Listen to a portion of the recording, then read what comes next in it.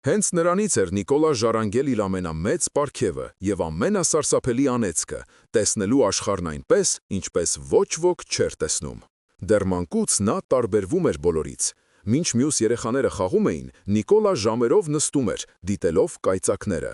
Նա ոչ թե վախենում էր, այլ հիանում։ Նրա մանկական մտքում մի հարց էր պտտվում. հնարավոր է արդյոք սանձել այդ երկնային կրակը։ Նրա ուղեղը լուսանկարչական ժապավենի պես էր, նա մեկ անգամ տեսնում էր որևէ բան և կարող էր այն մտքում վերարտադրել ամենայն մանրամասնությամբ։ Նա կարող էր անգիր անել ամբողջ գրքեր, բայց նաև չէր կարողանում մոռանալ այն, ինչը ցանկանում էր մոռանալ։ Այս տղան, որը պետք է դառնար էլեկտրականության դարաշրջանի մարգարեն, արդեն ցույց էր տալիս իր տարօրինակ բնավորության նշանները։ Նա հաշվում էր իր քայլերը, ուտելիքի կտորների քանակը, ամեն ինչ պետք է բաժանվեր երեքի։ Ոչ ոք չէր հասկանում, որ սրանք ոչ թե մանկական քմահաճույքներ էին, այլ ապագա հանճարի մտքում տեղի ունեցող փոթորքի առաջին դրսևորումները։ Մի միտք, որն այնքան հզոր էր, որ հազիվ էր տեղավորվում փխրուն մարմնի մեջ։ Այդ հանգիստ գրքերով տարված տղան թվում էր սովորական մեկը, որը մեծանում էր քահանայի խիստ հսկողության տակ։ Բայց ոչ ոք չէր կարող պատկերացնել, որ այդ հանգիստ տղայի մտքում արդեն ծնվում էր մի փոթորիկ, որը շատ ավելի հզոր էր, քան այն մեկը, որը մոլեգնում էր նրա ծննդյան գիշերը։ Մի փոթորիկ, որը պայմանավորված էր ոչ թե բնության, այն ընտանեկան մութ գաղտնիքով, որը շուտով պիտի պայթեր, ընդմիշտ փոխելով նրա ճակատագիրը։ Այդ ընտանեկան մութ գաղտնիքը անուն ուներ՝ Դեյն։ Նա Նիկոլայի ավագ եղբայրն էր, ընտանիքի հպարտությունը, հույսի շողը, իսկական հանճարը, որի համեմատ Նիկոլա թվում էր պարզապես ստվեր։ Դեյնը փայլուն էր, խարիզմատիկ, բոլորի սիրելին, ծնողները նրա վրա էին դրել իրենց բոլոր երազանքները։ Իսկ հետո տեղի ունեցավ սարսափելին։ 12-ամյա Դեյնը մահացավ ընկնելով իր սիրելի ձիուց։ Պաշտոնական վարկածը դժբախտ պատահարն էր, բայց Տեսլաների տան պատերի ներսում շշնջում էին մեկ այլ, ավելի սարսափելի պատմություն։ Որոշ վարկածներով հենց 7-ամյա Նիկոլան էր, որ խանդից դրդված վախեցրել էր ձիուն, դառնալով իր եղբոր մահվան անուղղակի պատճառը։ Արդյոք դա ճիշտ էր թե ոչ, այլևս կարևոր չէր։ Նիկոլայի մանկական հոգում այդ մեղքի զգացումը դաջվեց որպես անջնջելի խարան։ Այդ օրը մահացավ ոչ միայն Դեյնը, մի բան մահացավ նաև Նիկոլայի մեջ։ Եղբոր կորստից հետո նա սկսեց տեսնել, տեսիլքներ։ Դրանք սկսվում էին լույսի կուրացնող պայթյուններով, որոնք այնքան իրական էին, որ խլում էին նրա տեսողությունը և խառնում իրականության զգացումը։ Այդ պայթյուններին հաջորդում էին մտքում հայտնվող բարդագույն սարքերի ու մեխանիզմների պատկերներ։ Խաղաղակրթությունից հեռու նա սկսեց իր ամենախելահեղ փորձարկումները։ Նա կառուցեց հսկայական կոչ, որը ստեղծում էր միլիոնավոր վոլտ լարում և 40 մետրանոց արհեստական կայծակներ։ Այդ կայծակների որոթը լսվում էր տասնյակ կիլոմետրեր հեռվից, իսկ լույսը գիշերային երկինքը վերածում էր ցերեկվա։ Մի փորձարկման ժամանակ նա այնքան հզոր էլեկտրական լիցք առաջացրեց, որ ամբողջ քաղաքի էլեկտրակայանը այրվեց, թողնելով բնակիչներին խավարի մեջ։ Նա Աստծու հետ էր խաղում։ Հենց այդտեղ, Կոլորադոյի լռության մեջ, նրա հանճարի և խելագարության միջև սահմանը սկսեց ջնջվել։ Նա սկսեց պնդել, որ իր սարքերով որսացել է տիեզերական ռիթմիկ ազդանշաններ։ Նա համոզված էր, որ դրանք ուղարկվել են Մարսի կամ Վեներայի բնակիչների կողմից։ Նա հայտարարեց, որ շփման մեջ է մտել այլ մոլորակայինների հետ։ Մարդիկ, որոնք երեկ նրան հերոս էին համարում, այսօր սկսեցին կասկածել նրա հմյասեբի։ Նա հանճար էր, թե պարզապես խելագար։ Տեսլան վերադարձավ Նյու Յորք, համոզված, որ գտել է աշխարհը փոխելու բանալին։ Նրան պետք էր ընդամենը մեկ բան՝ փող, որպեսզի կառուցի իր մեծագույն երազանքը՝ հսկայական աշտարակ, որը կդառնա անվճար էներգիայի համաշխարհային ցանցի սիրտը։ Եվ նա դիմեց այն ժամանակվա աշխարհի ամենահզոր և անոհոք մարդուն՝ բանկիր Ջեյ Պ. Մորգանին։ Տեսլան կարծում էր, որ Մորգանը կֆինանսավորի մարդկության փրկությունը, բայց նա չէր հասկանում, որ մտնում է մի գործարքի մեջ, որը կնքված էր դժոխքում։ Ջեյ Պ. Մորգանը ոչ թե մարդ էր, այլ կայսրություն։ Նա կապիտալիզմի մարմնացումն էր, որի համար գաղափարներն արժեք ունեին միայն այն դեպքում, եթե դրանք կարելի էր վերածել ոսկու։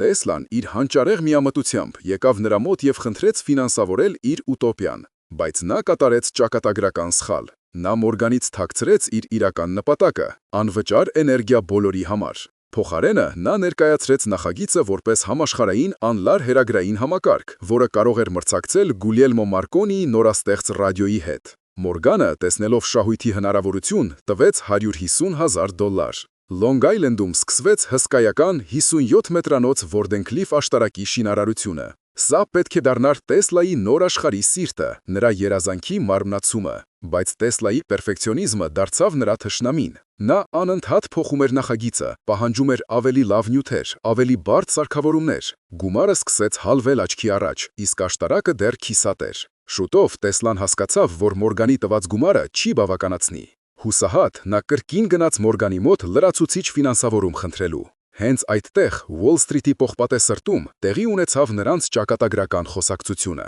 Տեսլան Նրա միակ ընկերները դարձան Նյու Յորքի այգիների աղավնիները։ Ամեն օր, անկախ եղանակից, նա գնում էր նրանց կերակրելու։ Նա հիվանդ թռչուններին տանում էր իր հյուրանոցի սենյակ և խնամում նրանց, ծախսելով իր վերջին գումարները հատուկ կեր գնելու համար։ Եվ հետո նրա կյանքում հայտնվեց նա։ Սպիտակ, էգ աղավնի, որի աչքերում, ըստ Տեսլայի, կար անսահման իմաստություն։ Նա դարձավ նրա կյանքի մեծ սերը, նրա միակ մտերիմը։ Տարիներ անց նա կխոստովանի. «Ես սիրում էի այդ աղավնուն, ինչպես տղամարդը սիրում է կնոջը, և նա էլ ինձ էր սիրում, քանի դեռ նա ինձ հետ էր, իմ կյանքն իմաստ ուներ»։ Այս խոսքերի մեջ էր նրա ողջ ողբերգությունը։ Մարդը, որը կարող էր շփվել տիեզերքի հետ, չկարողացավ մարդկային լեզու գտնել իր ժամանակակիցների հետ։ Մի գիշեր, երբ նա պառկած էր իր հյուրանոցի մութ սենյակում, աղավնին թռչելով մտավ բաց պատուհանից։ Տեսլան պնդում էր, որ թռչունի աչքերից լույսի երկու հզոր շող արձակվեց, ավելի պայծառ, քան իր ստեղծած ամենահզոր լամպերը։ Այդ լույսը կուրացրեց նրան, և երբ նա ուշքի եկավ, աղավնին մահացած պառկած էր իր ձեռքերի մեջ։ Այդ պահին, ասում էր Տեսլան, ես հասկացա, որ իմ կյանքի աշխատանքն ավարտված է։ Նրա աշխարհի վերջին լույսը հանգավ 1943 թվականի հունվարի 7։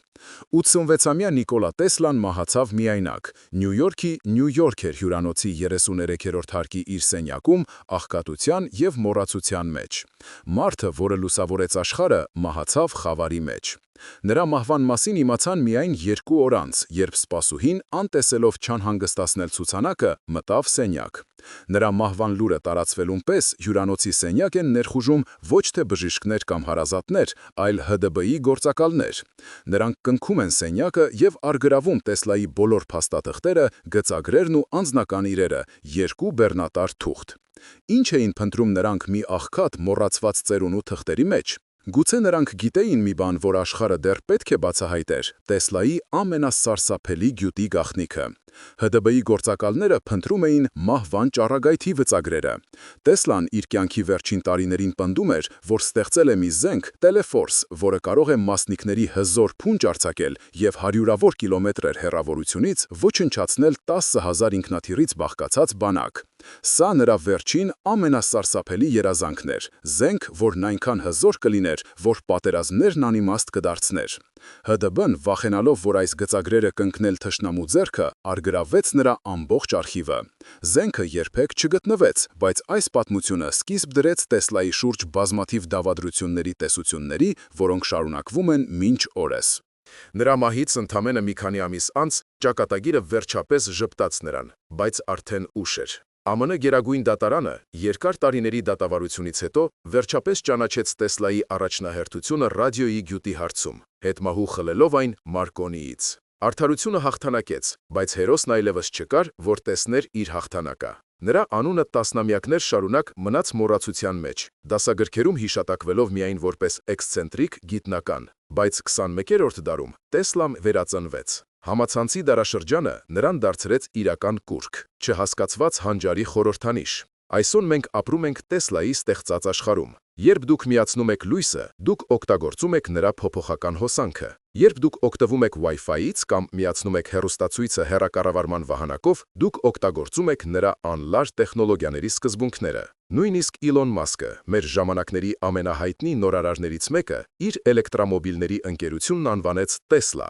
ի պատիվ այն վարդու, որը սկիզբ դրեց այդ հեղափոխությանը։ Ի վերջո, ո՞ր էր Նիկոլա Տեսլան։ Էլեկտրաէներգիայի մարգարե, թե խելագար գյուտարար։ Նա երկուսն էլ էր։ Նա Պրոմեթևսն էր, որը մարդկանց կրակ տվեց և դրա համար պատժվեց ոչ թե աստվածների, այլ մարդկանց կողմից։ Նրա ողբերգությունն այն էր, որ նա ծնվել էր սխալ դարում։ Նա աշխարհին տվեց 20-րդ դարը, բայց ինքը մտքով ապրում էր 21-րդում։ Նրա պատմությունը ցույց է տալիս, որ հանճարը կարող է հաղթել գիտության պատերազմում, բայց պարտվել կյանքի պայքարում, եթե այն զուրկ է առևտրային խորամանկությունից։ Հաջորդ անգամ, երբ սեղմեք լույսի անջատիչը, միացնեք ձեր սմարթֆոնը կամ լսեք ռադիո, հիշեք Նիկոլա Տեսլային։ Հիշեք այն մարդուն, որն ապրեց եւ մահացավ, որպեսզի դուք ապրեք լույսի մեջ։ Նրա ժառանգությունը ոչ թե իր ստեղծած սարքերն են, այլ այն երազանքը, որը դեռ ապրում է։ Երազանք ավելի լավ, ավելի լուսավոր աշխարհի մասին, որտեղ գիտելիքը եւ էներգիան հասանելի են բոլորին։ Եվ գուցե հենց մեր սերունդն է,